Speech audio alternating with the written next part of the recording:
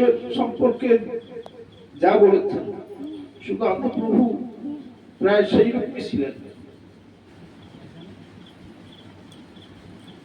তবে মাঝখানে একটা দুঃখজনক ঘটনা ঘটেছিল। আমরা এত অনিয়মিত হয়ে পড়েছিলাম তার বাড়িতে আসার ব্যাপারে, পার্সোনাল ব্যাপারে, যে তিনি ক্রুদ্ধ হয়ে বিরক্ত হয়ে পাঠটা বন্ধ করেছিলেন। এটা আমার এখনো মনে আছে এবং আমরা আমার ভেতরে আমি এই বিষয়টা নিয়ে এখনো খুব নিজেকে মানে ধিক্কার জানাই মাঝে মাঝে যে এই অনিয়মিততা কেন করেছিলাম।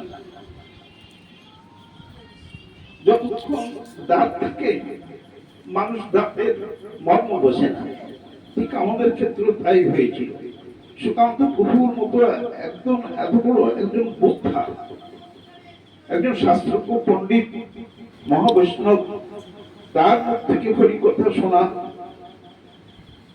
তার হরিকথা শোনাটা জন্মান্তরের স্বীকৃতির ফলে হয়। আমি ভগবানের কাছে প্রার্থনা করব এই জন্মে তো এক পাও এগোতে পারিনি, আগামী জন্মে যেন অন্তত সুকান্ত প্রভু বা গুরুদেবের সংস্পর্শে তাদের কৃপা যেন পেতে পারি। এই বলে আমার বক্তব্য এইখানে শেষ করছি।